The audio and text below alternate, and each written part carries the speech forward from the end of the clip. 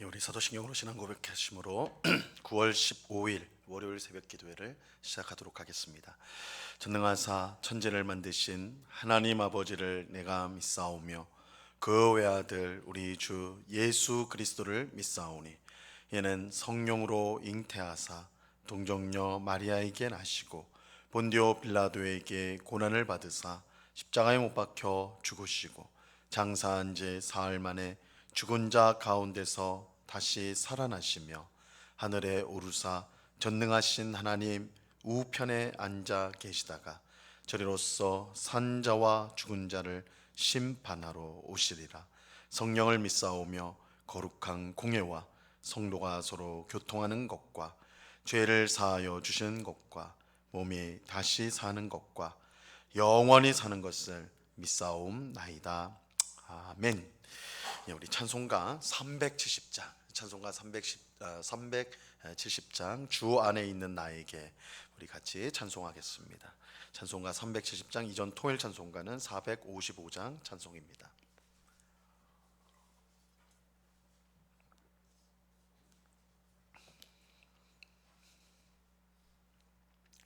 찬송가 370장을 같이 찬송하도록 하겠습니다.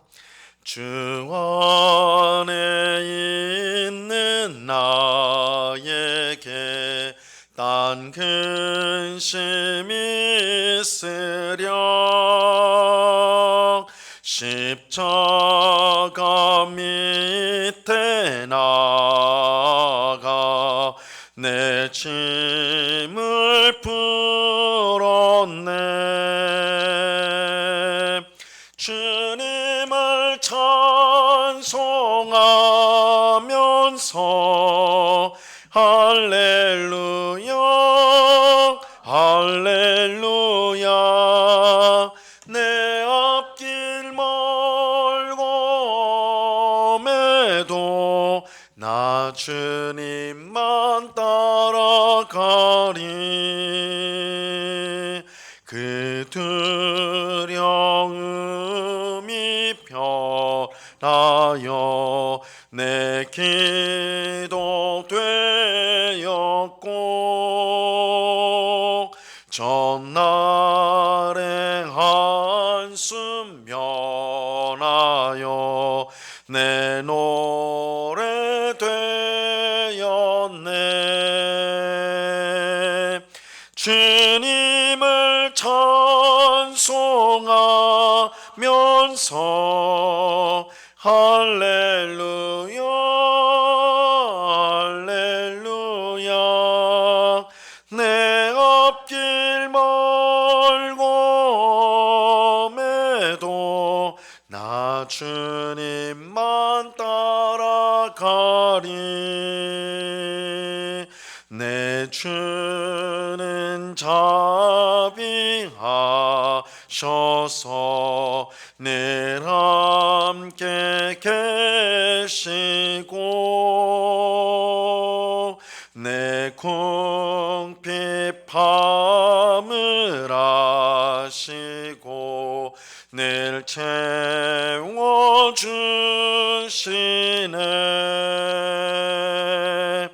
주님을 찬송하면서 할렐루야 할렐루야 내 앞길 멀고매도 나 주님만 따라가리. 내 주와 맺은 언약은 영불변하시니 그 나라 가기까지는 늘 보호하시네.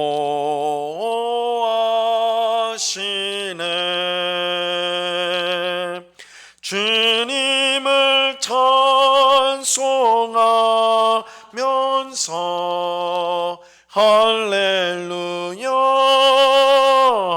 할렐루야 내 앞길 멀고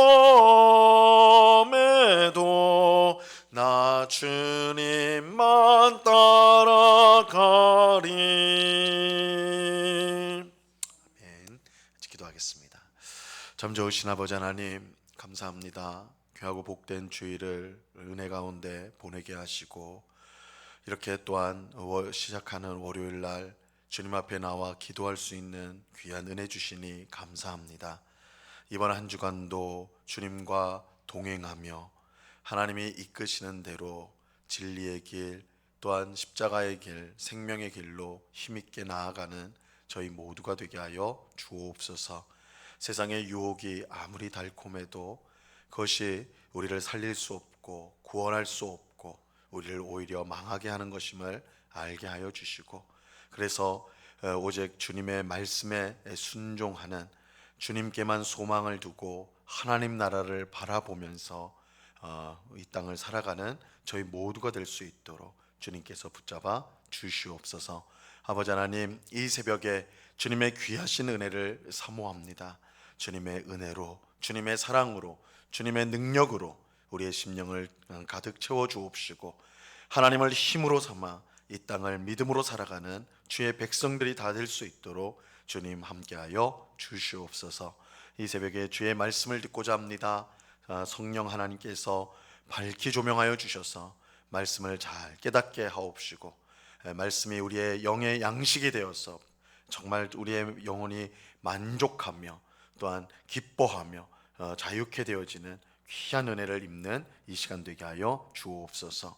귀한 은혜로 우리와 함께 하시는 주님께 감사와 찬송을 올려드리며 예수 그리스도의 이름으로 기도드리옵나이다. 아멘.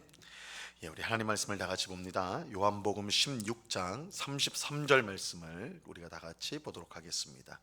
요한복음 16장 33절 말씀입니다.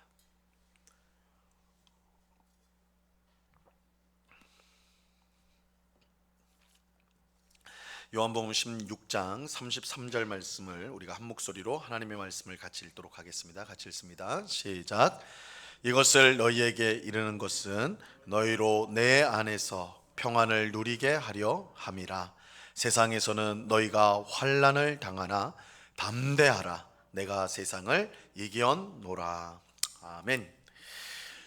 요한복음 13장부터 17장까지는 예수님과 제자들이 유월절 식사를 하면서 하신 말씀이 기록되어 있습니다. 사실 17장, 우리가 이제 내일부터 보게 될 17장은 예수님의 기도이기 때문에 정확히 말하면 16장까지가 유월절 식사 때 예수님이 제자들에게 가르치신 말씀이라고 할 수가 있습니다. 여기서 예수님은 자신이 곧 십자가에서 죽을 것을 말씀하면서, 그러나 이 일로 인해서 결코 슬퍼하거나 근심하지 말라고 말씀합니다. 그 이유는 예수님의 죽음이 끝이 아니기 때문입니다. 만약 예수님의 죽음이 보통의 사람들처럼 끝이라고 한다면 당연히 그 일은 슬퍼할 일이고 근심할 일이 될 것입니다. 하지만 예수님의 죽음은 끝이 아니고 오히려 예수님께서 이 땅에 오신 목적을 이루는 가장 중요한 일의 시작이라고 할 수가 있습니다. 하나님의 아들이신 예수님께서 우리와 같은 사람이 되어 이 땅에 오신 목적이 무엇입니까? 요한복음 3장 16절에서 17절에 보면요, 이렇게 밝히고 있습니다. 하나님이 세상을 이처럼 사랑하사 독생자를 주셨으니 이는 그를 믿는 자마다 멸망하지 않고 영생을 얻게 하려 하심이라.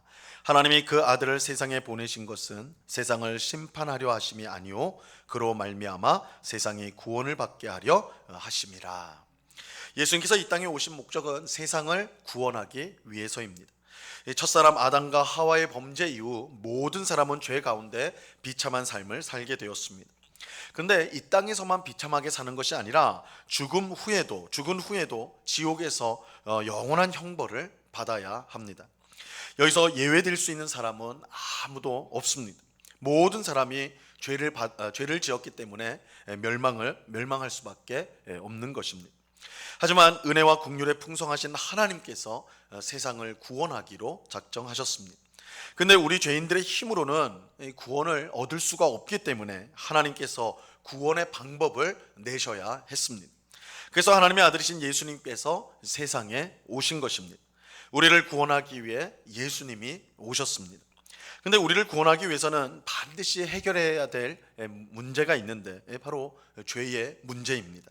이 죄의 문제를 해결하지 않고는 구원이 있을 수가 없습니다. 그래서 하나님의 아들인 예수님께서 아무 죄가 없으신데도 죽으셔야 했던 것입니다. 우리의 죄를 대신하기 위해서 속죄 제물이 되셔야 했습니다. 마가복음 10장 45절에 보면요, 인자가 온 것은 섬김을 받으려 함이 아니라 도리어 섬기려 하고 자기의 목숨을 많은 사람의 대속물로 주려 함이니라, 이렇게 말씀하고 있습니다. 예수님께서 십자가에서 죽은 것은 죄의 문제를 해결하여 우리를 구원하기 위해서였습니다. 그러므로 예수님은 죽기 위해 이 땅에 오셨다, 이렇게 말할 수도 있습니다. 그래서 예수님은 제자들에게 계속해서 자신이 예루살렘에 올라가면 죽게 될 것이다 라고 말씀을 하셨죠. 예수님의 죽음은 그저 슬프고 억울한 일이 아니라 우리의 죄를 대속하여서 구원하기 위해 꼭 필요한 죽음이었습니다. 근데 예수님의 죽음은 끝이 아닙니다. 우리의 죄를 위해 죽은 예수님은 사흘 만에 부활하셨습니다. 부활은 예수님의 죽음으로 인해 우리의 죄 문제가 완전히 해결되었다는 것을 분명하게 보여주는 사건입니다. 왜냐하면 죄의 결과가 죽음이기 때문입니다. 로마서 6장 23절에 보면 죄의 삭은 사망이라고 말씀하고 있어요. 죄 때문에 죽음이 세상에 들어왔습니다. 그런데 예수님의 부활은 죽음의 권세가 깨졌다는 것을 보여주는 것입니다. 다시 말하면 예수님의 죽음으로 우리의 죄가 사라졌고 그 결과 죽음의 권세가 깨지게 된 것입니다. 그리고 부활하신 예수님은 40일 동안 제자들과 함께 계시다가 하늘로 올라가셨습니다. 예수님은 하늘로 올라가셔서 하나님 보좌 우편에 앉으셨습니다.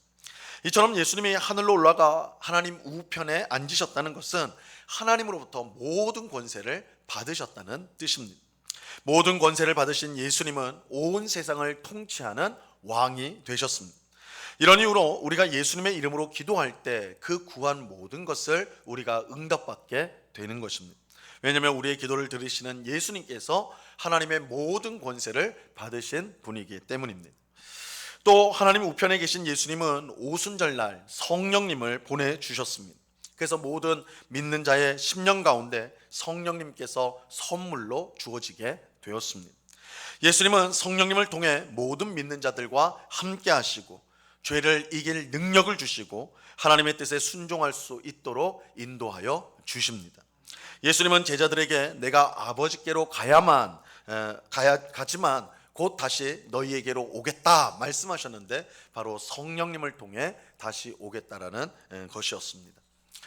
우리는 성령님을 통해서 이 세상 끝날까지 예수님과 함께 동행하는 삶을 살 수 있게 되었습니다.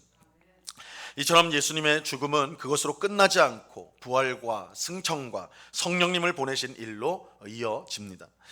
그 결과 우리의 모든 죄가 용서를 받고 죽음의 권세가 깨어지고 우리의 기도가 응답을 받으며 성령님을 통해서 예수님과 함께하는, 그래서 믿음으로 승리하는 삶을 날마다 살아가게 된 것입니다.